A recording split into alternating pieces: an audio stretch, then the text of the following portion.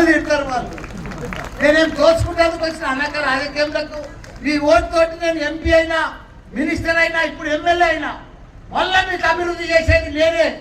వాళ్ళు ఎవ్వరు చేయలేరు. వాళ్ళు దోచుకున్నందుకు దాచుకున్నందుకు వచ్చే దాన్ని పని చేసేందుకు రాలేదు వాళ్ళు. ఇప్పుడు ఈ ఆడబిడ్డ ఉన్నది, ఇల్లు అమ్ముకొని నిలబడుతుంది. రామకృష్ణ ఉన్నాడు, సేవ చేస్తుండు.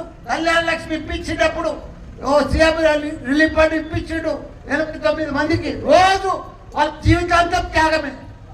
ఆ బిడ్డను చూసి నేను ప్రజాసేవ చేస్తా అంకల్ అని చెప్పింది. ఇల్లు అమ్మింది. ఇప్పుడు ఆ పైసలతో నిలబడుతుంది.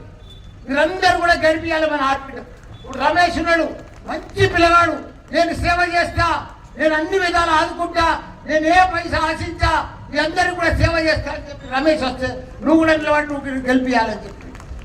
అదే ఇప్పుడు మన ఈమె అఖిల కూడా వచ్చింది.